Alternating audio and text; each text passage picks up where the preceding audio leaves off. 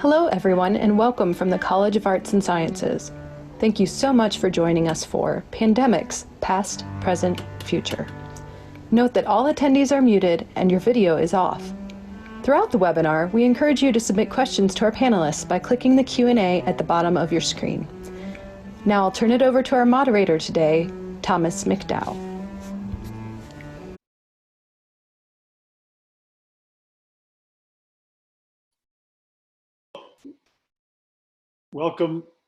Welcome to Pandemics, Past, Present, and Future, coming to you from the History Department at The Ohio State University.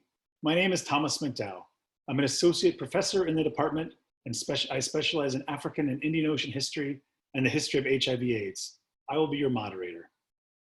Today, we are living through a pandemic that is unprecedented in the lifetimes of nearly everyone alive. We have faced and will continue to face a great deal of uncertainty as the COVID-19 pandemic plays out. We are all figuring things out and trying to make meaning from this novel time. Yet, this is not the first time our species has confronted a pandemic threat for which we have no immunities. History can give us insights about how to live through and rebuild from a pandemic. And at Ohio State, we are lucky to have a leading national program in the history of health, environment, technology, and science. Historians at OSU and elsewhere have long studied pandemics, taught their lessons, and preached preparation.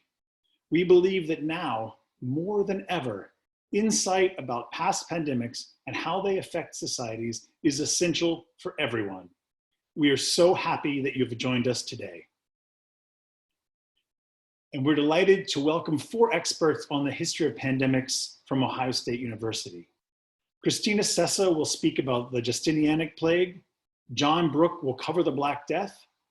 Jim Harris will address the 1918 influenza pandemic, and Erin will discuss HIV/AIDS. Thus, we'll be hearing about 3 diseases over 4 time periods. And for those keeping score at home, the plagues are both bacterial, while influenza and HIV are, like COVID-19, viruses. That's how we'll proceed. Each speaker will give us a brief overview of a historical pandemic with slides to augment their talk. After all 4 presenters have spoken, we'll open a discussion to ask the panel to respond to your questions. Many of you submitted questions when you registered, and we also will be collecting questions through the Q&A feature during the event. We've received hundreds of questions and we'll do our best to answer as many as we can. Okay, let's go ahead and get started with Kristina Sessa on the Justinianic plague. Kristina Sessa is a historian of late antiquity. That is the period between the end of the Roman Empire and the start of the Middle Ages. Her most recent book examines daily life in this period, and she's currently working on a project that explores perceptions and responses to disasters, including the Justinianic plague. Great, thank you, Dodie. Can everybody hear me? Good. Thank you and good afternoon, everybody. So the Justinianic plague is the name we give to the first recorded outbreak or pandemic of bubonic plague in the late Roman or Byzantine Empire. And we first hear about it in our sources starting in 541 AD, and the plague recurred intermittently through the middle of the 8th century. So we call the Justinianic plague because the initial outbreak corresponds with the reign of the Emperor Justinian, and he's the dude in the middle there.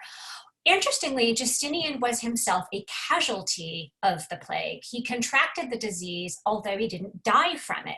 And there are 2 interesting kind of points we can take from that. First, it tells us a little bit about risk factors, and it tells us that age, social status, wealth, access to power, or excellent medical care were really not the big risk factors. The biggest risk factor in terms of getting bubonic plague was where you lived. And for those people who lived in dense urban environments, like the imperial capital of Constantinople, where Justinian lived, you are much more likely to contract and die of bubonic plague than if you lived in a less densely populated rural community. Also, as Dodie mentioned, bubonic plague is a bacterial infection, which today we can treat very easily with antibiotics. However, obviously in the 6th century, they didn't have antibiotics. And so the mortality rate for bubonic plague was extremely high. People, sorry, I don't know why I did that. People who were between 60 and 80% of the population of people infected with the disease would have died from it. So it's pretty interesting that Justinian was one of the lucky ones who didn't manage to die. We're going to hear in a few minutes about the transmission of bubonic plague through fleas. So I'm going to talk instead a little bit about sources and what they tell us about living through plague, as well as a little bit of interesting facts about DNA. So all of those circles around, all of these black circles on your screen, these all are cities where we have good literary evidence. We have texts that either refer to the pandemic briefly, or in a very few number of cases, we have very detailed descriptions of the disease itself and, more interestingly, of its impact on the community. And we're especially well informed about the city of Constantinople, which is indicated by the arrow on the screen. And we hear, for example, about the trauma of experiencing this. We hear about its impact on the community, the interruption of daily life, and the difficulty that people had carrying out routine tasks like burying the dead. And like today, where we're kind of overwhelmed with the number of bodies and we can't perform our normal funeral rites, same thing happened during the Justinianic plague. So for a long time, all historians had to go on in terms of determining what exactly this disease was that people were dying from in the 6th century were literary sources. That was until about 20 years ago when scientists got involved and figured out a way to extract genetic material from the teeth of skeletons of people who died in this period. And what they found in that genetic material was the DNA of the pathogen that causes bubonic plague. And this is how we know for certain that this was the disease that we call the Justinianic plague. And all of those squares, those are all cemeteries where we found that DNA evidence. So did the plague end the Roman Empire? So this is the question. And for a long time, up until really recently, historians thought, yeah, it kind of did. It was this catastrophic rupturing event that brought about the end of antiquity and the start of the Dark Ages. We thought it wiped out anywhere between 30 to 60% of the population. We thought it absolutely collapsed the economy, decimated the army, was really a factor in the end of a civilization. However, we've come very recently to rethink this, and we've basically started looking at different types of indicators, long-term indicators that have given us a very different story. And so, for example, on your screen, you are looking at a graph that shows us agricultural production. And as you can see, agricultural production did not fall off during the Justinianic plague. It more or less continued apace. And so what does this tell us? Well, one of the things it tells us is that even if our witnesses, even if the people living through the plague felt like this was the end of the world, it actually wasn't. And that pandemics very often only have localized short-term impacts. Not always, but very often. So that's maybe good news for us. The other takeaway is that stories matter. How people in the past talked about plague really impacted how historians for a long time understood it. So as we move through our plague, I think we should think about how we're going to talk about our own experiences. and move forward like that. So in any event, thank you. Okay, thank you, Tina. We'll now turn to John Brooke to hear about the Black Death. John Brooke is an arts and sciences distinguished professor of history and the author of 5 books. One of them, Climate Change and the Course of Global History, A Rough Journey, demonstrates his mastery of global environmental history and situates Black Death, his topic today, as a gateway to modernity.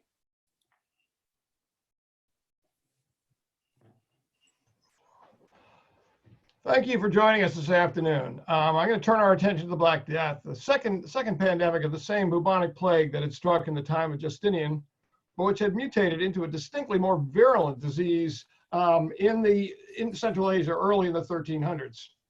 The Black Death hit Europe between 1347 and 1351, but had aftershocks that ran all the way to the early 1700s. The plague may have spread from Central Asia to China in the early 1200s, but it clearly spread from Central Asia to the Black Sea in the late 1340s, from where it spread as far as southern England in 1 year. Traditionally, it's been assumed that the transmission of the plague involved the movement of plague-infested fleas from wild rodents to the household black rat. Increasingly, historians are arguing that it must have been transmitted via human fleas and human body lice. Such would explain its very rapid movement, particularly through Europe. We know a lot about the impact of the Black Death from documentary record and from archaeological excavations. Within the last few decades, the genetic signature of the plague has been positively identified in burials from across Europe. In the late 1340s, news of the plague spread and people knew it was coming. Plague pits such as you see here in the East Smithfield, London, were dug before the arrival of the epidemic. The bacillus was deadly and took both rich and poor, rural and urban. The daughter of Edward III of England died of the plague in the summer of 1348. But quickly, at least in Europe, the rich learned to barricade their households against its reach, and the poor suffered disproportionately. Strikingly, if a mother survived the plague, her children tended to survive. If she died, they died with her. In sum, after centuries of population growth, a conservative guess is that Europe's population was cut from 85 million to about 60 million, possibly more, and India may have dropped from 105 to 75 million. China had suffered massively from the Mongol invasions and probably the plague in the previous century. What was the societal impact of the Black Death? Scholarship on Europe in the past 30 years has come to understand it as a critical inflection point, a profound rupture that reshaped the economy, society, and culture. We might want to think of this impact in ways broadly similar to those proposed in Naomi Klein's shock doctrine. Most immediately, the Black Death drove an intensification of religious belief and practice, manifested in portents of the millennium, in flagellant cults that undermined the authority of the clergy, and in Christian pogroms against Europe's Jews.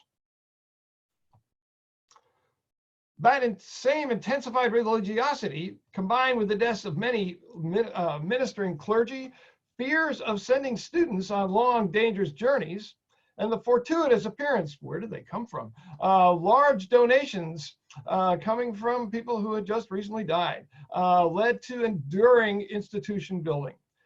New universities and colleges and older ones were suddenly founded in considerable numbers. The proliferation of new centers of learning and debate is seen as subtly undermining the unity of medieval Christianity and setting the stage for stronger national identities and the precursors of the Reformation. The plague's disruptive experience also shaped new directions in medical knowledge. Historian Samuel Cohn has argued that the doctors tending the sick during the plagues began to rebel against the ancients. They had learned from their experience that disease was not caused by the alignment of the stars, but from a contagion, and they were committed to a new empiricism. Cohn argues that here lay the distant roots of the scientific revolution. Quarantines were directly connected to this new empiricism and the almost instinctive social distancing of Europe's middling and elite households. it has become clear that small pools of plague did get established in Europe for centuries, apparently in wild rodent communities in the high passes of the Alps. But it was also clear that at the time that the plague came into the Mediterranean ports by ship. The first quarantine was established in 1377 in the Adriatic port of Ragusa, and by the 1460s, quarantines were routine in the European Mediterranean. Major outbreaks of the plague in 1665 and 1621 in London and Marseille were the result of the breakdown of these quarantine barriers. From the late 17th century to all the way to 1871, the Habsburg Empire maintained an armed cordon sanitaire against the plague eruptions coming from the Ottoman Empire. As it was with the rise of the National University, the building of quarantine structures against the plague was a dimension of the emergence of state power in Europe. Now, through all of this, the common people who survived the Black Death emerged to new opportunities in empty lands. We have fairly good wage data for England, and wage rates rose dramatically and rapidly as masters looked for increasingly scarce labor. The famous French historian Marc Bloch argued that the Black Death brought an end to the Middle Ages in a crisis of the revenues flowing from the rich to the poor. And I'm going to stop there.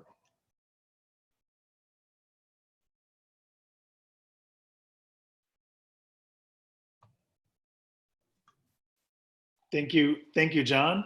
We'll now turn to Jim Harris, who will talk to us about the 19 pandemic. Jim Harris received his PhD and has become one of the most popular lecturers in the department, teaching more than 1,000 students in the last 3 years. They're drawn to his course and his global history of vaccines. He writes on influenza and the history of public health in Britain. Hello, everyone, and thanks, Dodie, for that introduction. I'm going to talk briefly in the next 5 minutes about the history of the 1918 influenza epidemic for you.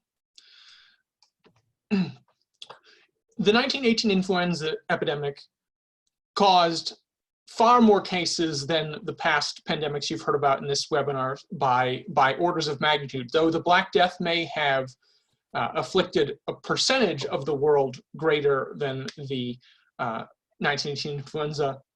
In 1918, this afflicted 500 million cases, and conservative estimates say there were at least 50 million deaths from the pandemic.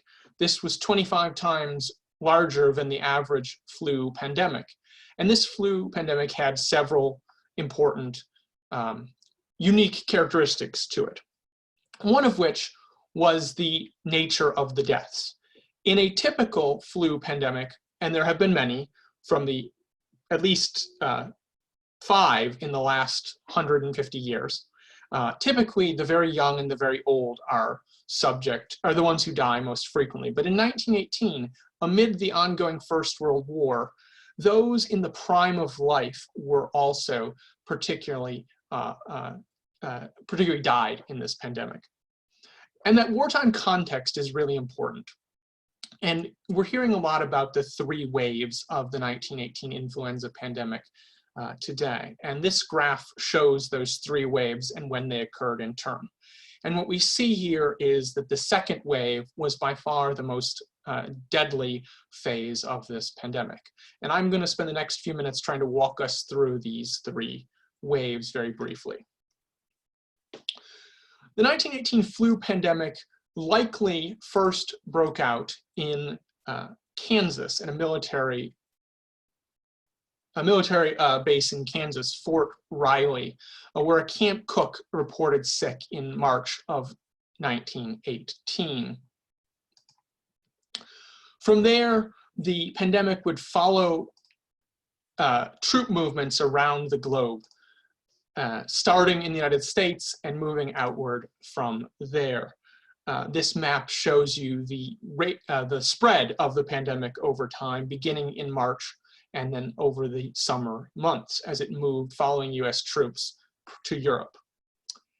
Then in August of 1918, the virus mutated, causing that second wave of the pandemic you saw in the previous graph. It struck almost simultaneously in late August of 1918 in 3 port cities: Boston, Massachusetts, Brest in France, and Freetown in Sierra Leone. These were all important military ports, Boston being a site where troops were deployed from the American Expeditionary Force to Europe, Brest in France, where American troops often landed, and Freetown was an important coaling station serving transatlantic troop movements. And this wartime context is really important for understanding the 1918 flu, because during a war, when you need to keep the war economy moving, you can't enact quarantines and social distancing like we're employing in COVID-19 today. In the UK, where my research is primarily focused, the head of public health, Sir Arthur Newsom, told Britons to simply keep calm and carry on. In the United States, they were more proactive, however, in enacting some public health measures. The United States public health responses, of course, varied from locality to locality, and afflicted people with various disparate populations were afflicted differently. In San Francisco, for example, mask wearing was compulsory under the law. And the results of that and social distancing was enacted in various lengths and in various durations in various cities. And we see from the 1918 flu pandemic the consequences that had in terms of mortality. And in places like our own Columbus, Ohio, mortality rates were kept very low because quarantine measures and limiting gatherings were kept contained, whereas in places like Philadelphia, where you see one of the worst cases of the pandemic here, large parades to celebrate the war and to raise morale for the wartime experience resulted in failures of the only effective public health measures you had when you couldn't see viruses at the time, such as was the case in 1918. And we'll talk, I know, more about the legacies of this in the Q&A, so I will stop there. Okay, thank you, Jim. Now, HIV/AIDS. Erin, and historian of global health, who's been conducting research in Uganda since 2009. She is currently based at Columbia's Mailman School of Public Health in New York and will be joining the faculty at Ohio State in the fall. In Columbus, she'll teach courses in human history and anthropology, public health, and human rights. Thank you. So the global HIV pandemic flared from 1981 to 2005 as a pandemic. And of course, it's still affecting people all over the world today.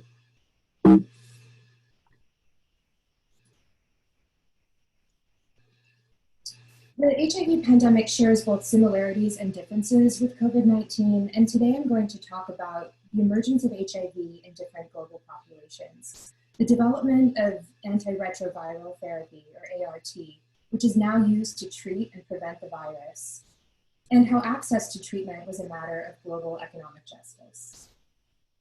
HIV, or the human immunodeficiency virus, is spread primarily by unprotected sex. The virus was first detected in 1980 in California among a group of otherwise healthy young men who developed immune diseases like pneumonia. By June of 1981, the US Centers for Disease Control had reported on the virus in 5 young men at 3 different Los Angeles hospitals. And by the end of that summer, they had 108 cases, the majority of which were reported from California and New York. All but 1 of those cases were men, and over 90% of those infected stated that they were gay and sexually active. In the United States, HIV quickly became understood as a, quote, lifestyle disease, associated primarily with men who have sex with men, an association drawn by national statistics, by activists from the AIDS Coalition to Unleash Power, or ACT UP, a long-running LGBTQ organization that advocates for the rights of those with HIV, and by cultural productions such as Tony Kushner's Angels in America, which won the Pulitzer Prize for Drama. By 1992, HIV/AIDS became the leading cause of death for men in the United States. Since the beginning of the epidemic, more than 700,000 Americans have died. Sadly, HIV/AIDS has had even more devastating and longer-reaching impacts in sub-Saharan Africa, so much so that the association between AIDS and the African continent is indelible in the public imagination. Africa's first case of HIV was documented in southwestern Uganda in 1982, where it was known locally as slim disease because it causes extreme weight loss.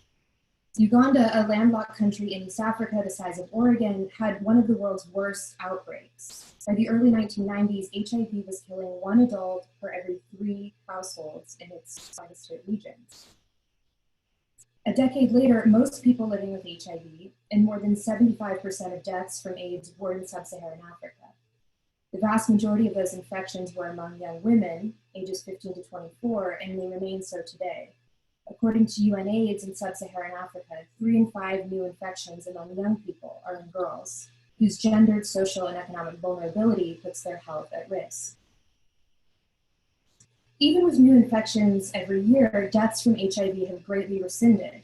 Fewer than half as many people are dying globally now than they were 15 years ago.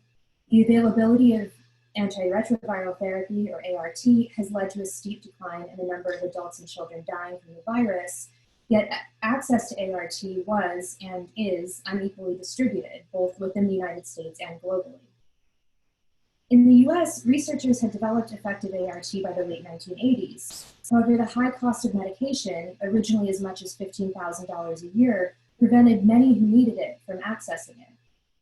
To demand affordable treatment, ACT UP organizers targeted Wall Street and the government, which eventually established a federal funding mechanism called the AIDS Drug Assistance Program to make ART affordable and widely available. As a result, by 1996, the death rate from HIV/AIDS in the US began to decline. Researchers have estimated that ART saved over 3 million years of human life in the US between 1989 and 2003.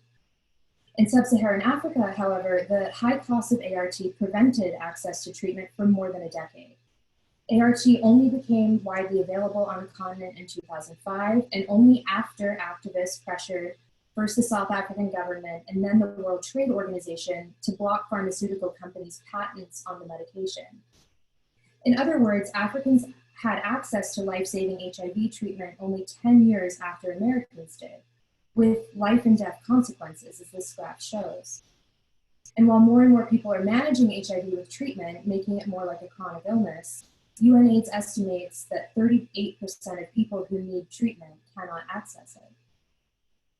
So by way of conclusion, I just quickly say that while it's still too early to tell how COVID is going to play out on a global scale, I think thinking about HIV and comparing COVID to the HIV pandemic should attune us to the importance of equitable access to life-saving testing and treatment at the very least, and even better to the importance of universal healthcare for all. Thank you. And thank you all for these informative overviews. Our audience has many questions, and we'd like to pose those to you now. Many of our viewers submitted questions when they registered. Thank you for that. Those for our first questions. You can also ask questions through the Q&A function of the webinar software, and I will be able to pose them. So I guess I'd first like to ask everyone to think a bit about the pandemic you study. Both Tina and John talked some degree about a paradigm shift that might be associated with their pandemic, but I was wondering if you might say something about the legacy of influenza or of HIV/AIDS. Sure, happy to talk about the legacy of influenza. So influenza, like I said in my presentation very briefly, we've had numerous pandemics of influenza. We've had several big ones in the course of the 20th century, in 1918, in 1957, in 1968, and in 2009. And these have each inspired further advances in medical research. We couldn't see viruses in 1918, and we didn't have an understanding of the particular etiology of the disease. That research began in earnest because of wartime contexts, especially during World War II. And the legacy of the 1918 flu then was the beginning, though it was slow. We didn't see viruses till the 30s.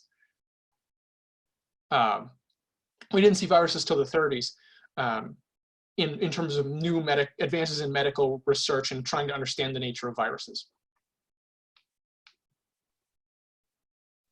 And Erin, did you want to say something about your legacies? I've turned my video, help the sound quality.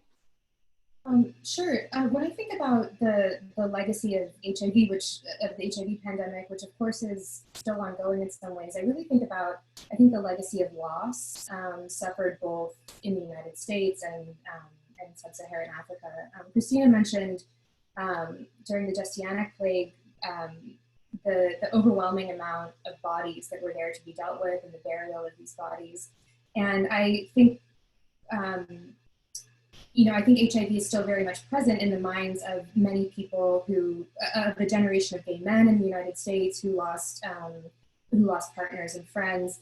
And it's very much in the minds of the young people that I work with in sub-Saharan Africa, in Uganda, who have lost parents, friends, and family members. In Uganda, they refer to HIV as a household disease because at least one person per household has died or knows someone who dies. And I think that those legacies of loss that surrounded the HIV pandemic are extremely important to think about with the collective mourning that we've only just begun here in the United States and will continue to grapple with as COVID continues to take people from us. So.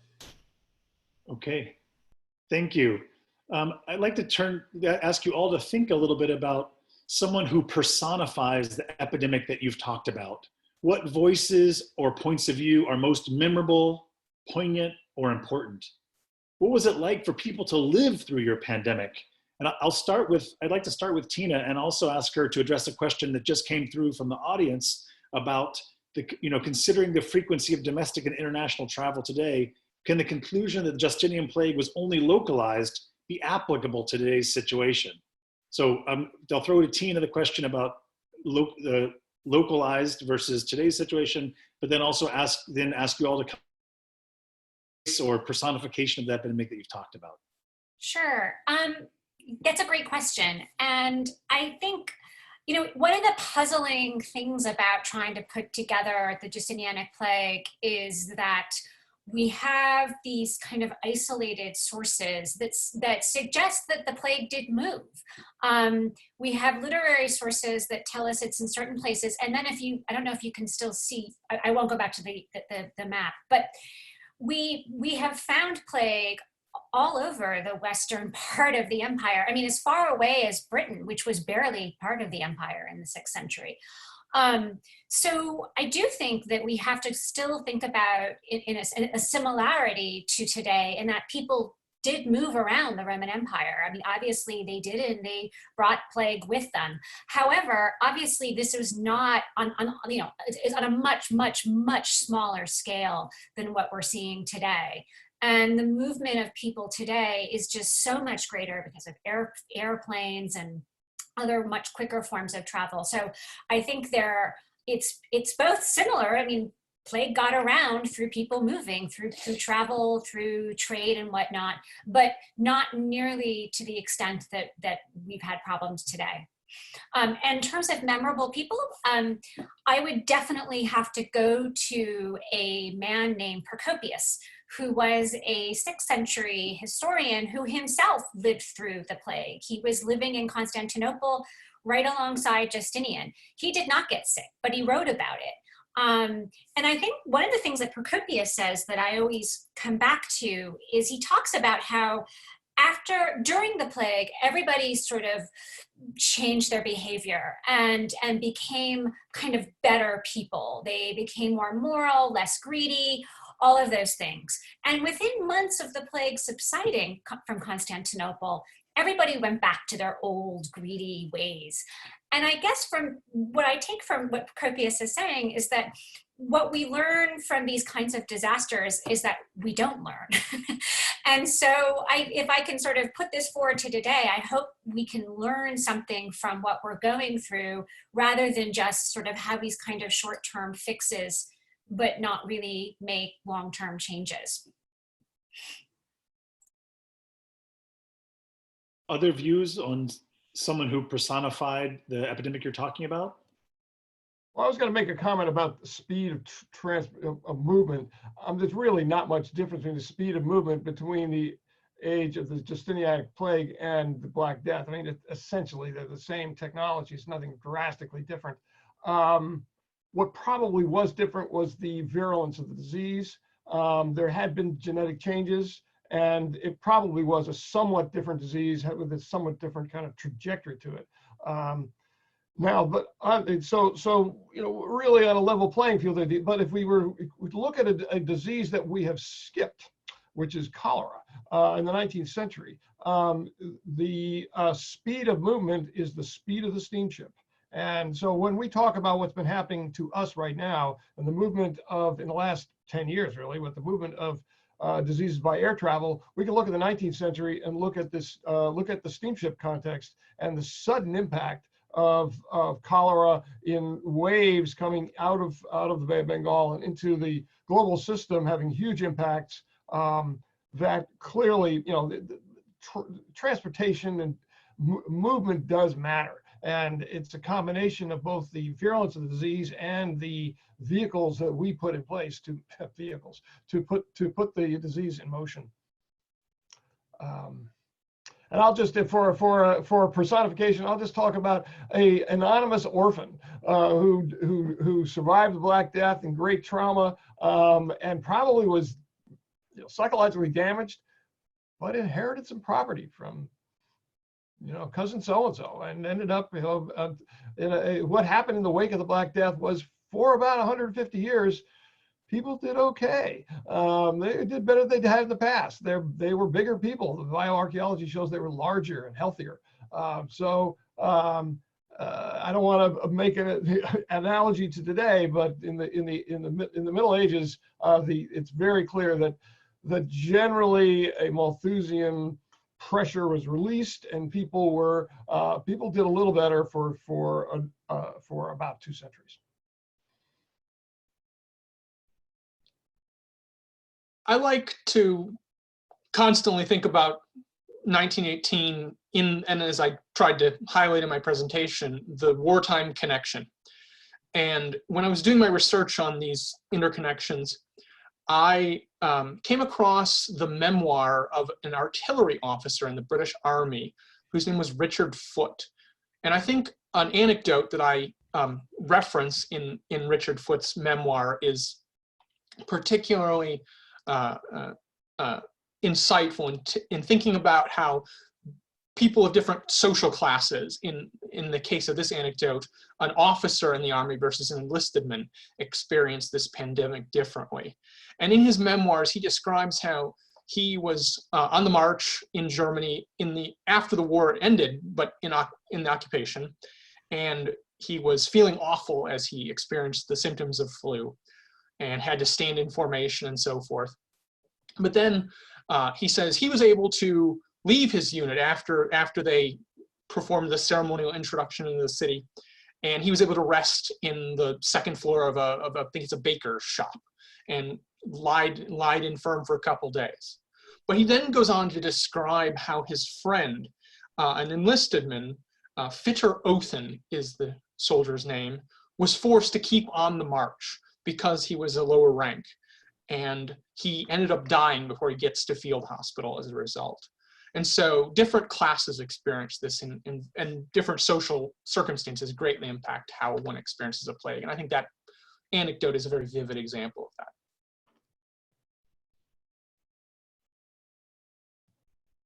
In my case, in the HIV case, there are a number of activists who I think have really embodied and taken on the cause of AIDS activism. But I kind of wanted to think about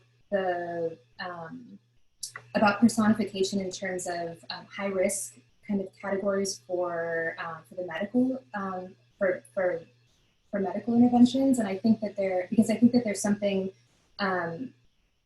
important, like there's an important distinction here between HIV and the rest of the pandemics that have been described, which is that HIV is, of course, mostly transmitted through sex, otherwise intravenous drug use. So there is a way in which individuals' social behaviors could be altered or intervened upon, which has led to a number of interventions that try to intervene in the behaviors of, for example, sex workers, men who have sex with men more generally. And so I think that I'm kind of trying to highlight the way that these kinds of character types have emerged in terms of medical intervention in order to suggest that that these behavioral interventions often attach behaviors to certain kinds of people, as opposed to looking at the broader economic contexts that are kind of creating the conditions in which people are, for example, having sex for money. So yeah, that's my answer to the personification question. Okay, fantastic. We're getting a lot of questions from the audience about ended the pandemic that you're talking about. And Erin's already said that, of course, the HIV/AIDS epidemic is continuing in some ways, but especially for those that didn't have medicines to do so. And I'd like to ask you to think about that, and also to say the end of the pandemic that you've talked about, and also to what life looked immediately after your pandemic, and how we might think about our own process of emerging from the crisis. Start to think about what stopped or ended the influenza epidemic, and what did life look immediately after? What did life look like immediately afterwards? In the case of 1918, it actually continues on until winter of 1919. The pandemic petered out naturally by and large. It infected, it devastated, and then it went away. That's what happens with flu. It's the typical flu cycle on a much bigger scale. In terms of what life looked like afterwards, the pandemic, as one historian, Alfred Crosby, in a bit dated book, but still important book, he calls it America's forgotten pandemic. Until relatively recently, we kind of ignored it in sort of broad historical context. Historians, specialists have continued to think about it, but it was kind of neglected. And now the impact as the last huge mortality scale has made it have its comeback, as it were, in terms of the popular imagination.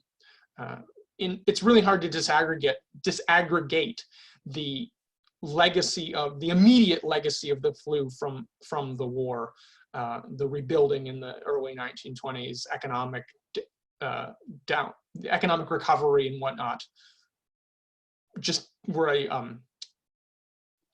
they exacerbated one another.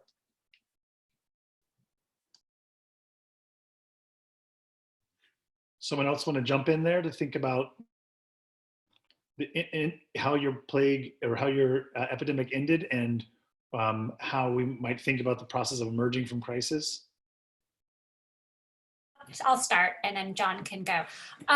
So we don't really know how the Justinianic plague ended. Our sources like Procopius talk about a cycle of a 3 or 4 month period where it was really bad, and then it just kind of mysteriously leaving.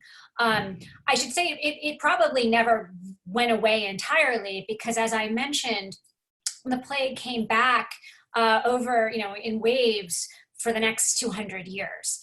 In terms of what life looked like right afterwards, well, I think it was probably pretty awful.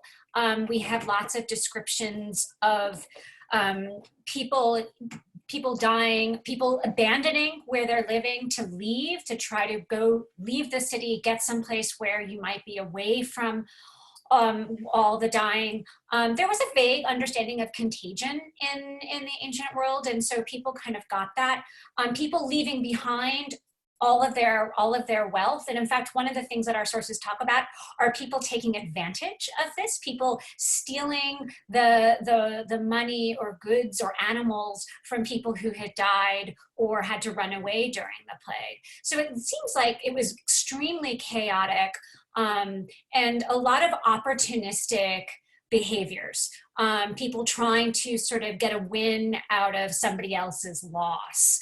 And, to what extent we see that right now with price gouging, hoarding, things like that, I think we definitely saw those kinds of behaviors during the Justinianic plague. But John, do you want to pick up and talk about the Black Death? Okay. Yeah, a couple of things. I want to talk about the Black Death. I also want to talk about a question that came from the floor, which relates to all of this in a big picture. What is striking about the Black Death is that I would argue the long term, there are these huge echo effects, which I haven't even talked about, that reach us all the way to, huge epidemics in North America and the Americas, as a distant aftershocks. But immediately, I think what's interesting listening to Tina's description of what happened in the ancient world. It's actually the state worked better. And what is striking, I was just reading about the aftermath, the Black Death once again, and the things were kept under control. The state worked. They actually dug their trenches before the plague got there. And I think this is where I want to segue to a bigger topic, which is the question of governance, the question of the effectiveness of governance. And what is striking is, in fact, how marginally effective it really was during the Middle Ages and in the years following, among other things, of the foundation of the quarantines, as the invention of state power and the enforcement of the quarantines. Look, we have a question. One of my students, Dave Bergunzi, who asked a question about poverty. Why are we still? Why does the COVID-19 epidemic striking the poor so hard now? And this does have to do with the central legacy of all of these epidemics, which is that over the course of the 19th and 20th centuries, we developed an infrastructure called public health, a branch of government to deal with the great epidemics of the past, and they kept things more or less under control. And what we've done is let that fray, and we've also allowed into public office people who do not think government should exist. And I would point out that that is the way to death. It will destroy us if we let down our guard. And I'm going to say one more thing. Many years ago, I spent about 8 months out of the country, including spending time in India and Afghanistan. And I came back to this country and said, oh, we live in a bubble. We live in a world protected by the great legislation and the great efforts of the progressive period. And we are letting it go. We are piercing our own bubble. We have pierced the bubble, and we are now part of the world. Nobody likes that. Well, one of the reasons that happened was that we let down our guard, and government has failed us. The national government has failed us in an enormous way. And so I will let you all draw what lessons you will. So actually, Erin, can I direct that to you? Because one of the echoes we see here is of people feeling let down by government. The HIV/AIDS in the early 1980s disaffected in the U.S. government response. How might you put that in contrast to what John just said? I totally agree that HIV, and to the question also of the kind of end of the epidemic, of course, HIV isn't over. It's over for those who can afford treatment and who can access treatment. So it's still ongoing. And the numbers, both in the United States and globally, show that it is the most economically vulnerable who are still at risk of acquiring HIV and then who can't find treatment. And this, I think, just as John was saying, is a failure of public health and of public health systems more generally. So in that way, I think that the HIV pandemic, it's striking how, at least in the US context, how similar kind of like their racial and economic categories are that overlap between COVID and the men who are at risk for HIV, namely African American men, are at higher risk for acquiring both of those. For acquiring both.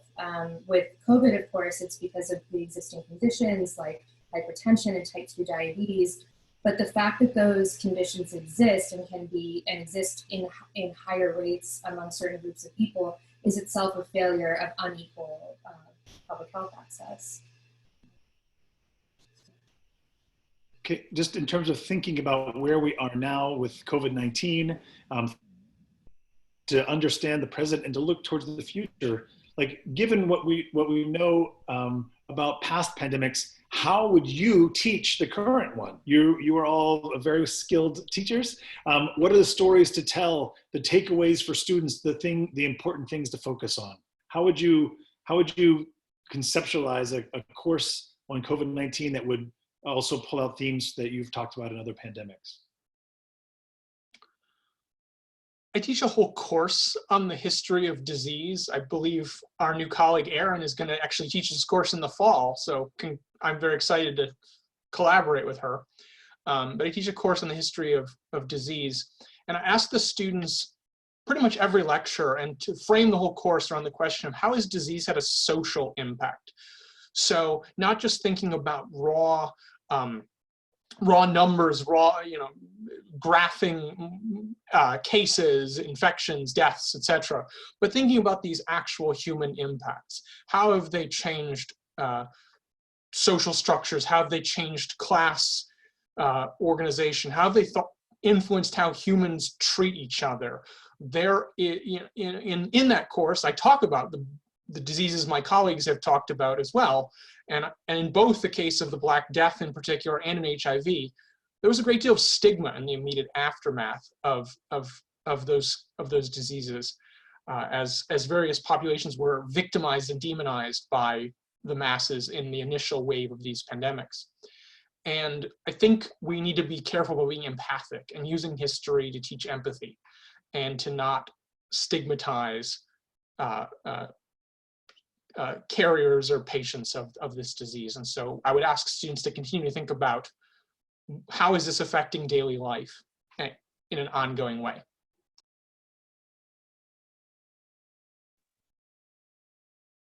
Other thoughts on teaching this current pandemic? Yeah, I would sort of go back to something I said earlier about stories and about how we narrate a pandemic when we're in it.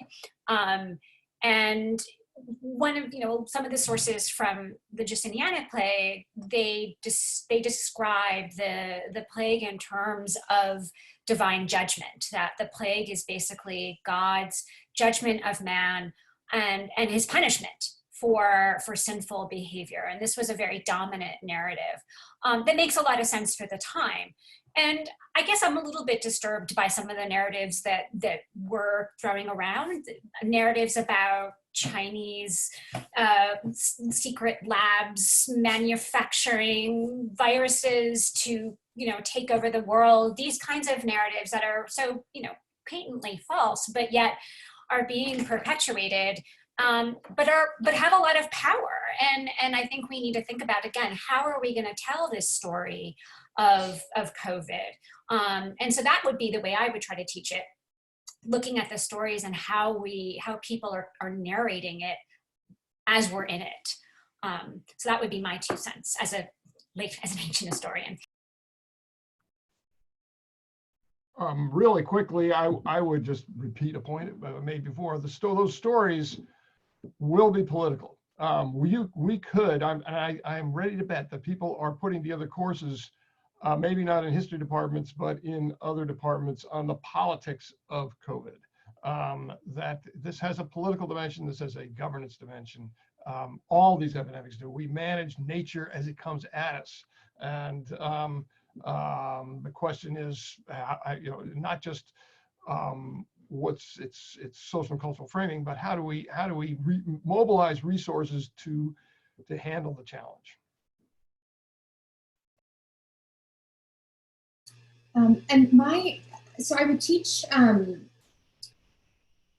in addition to what my colleagues have all said, which are great approaches, I'd also want to be sure to focus on kind of the difference between epidemics or pandemics as events and then the longer structure of public health, right? So in order to understand like why certain people are getting sicker than other people, and to understand that as a longer, that has a much deeper history in the context of the United States and globally.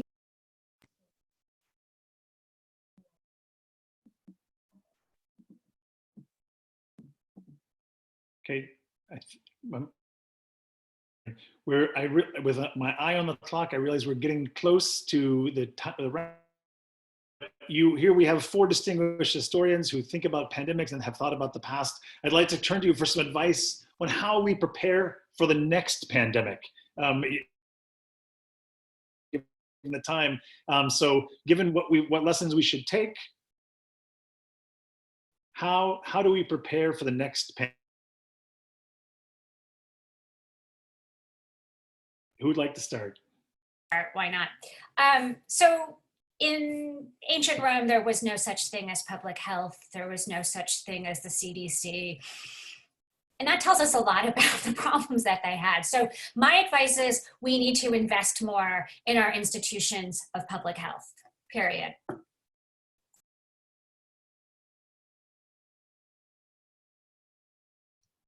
Other thoughts? Yeah, just simply, global coordination really matters. Again, diseases, nature does not respect political boundaries, and we think we're operating in some kind of world of chopped up boundaries, and it doesn't, we have to think globally. We have to act globally. I'm gonna sound like a broken wheel here, or broken record, excuse me, mixing my metaphors, as I echo what Tina and John basically just said, which is, what we've learned through the history of past pandemics is we've gotten faster at responding. We share information more. We are in a global world. We live in a global world. Labs can sequence diseases much faster than, well, we couldn't even see viruses 100 years ago, right? Now we can sequence viruses gene sequences in months. And so, but that takes coordination, that takes global cooperation, that takes tremendous financial and human resources to do. And so preparing requires continuing to invest and build up these global systems like the World Health Organization.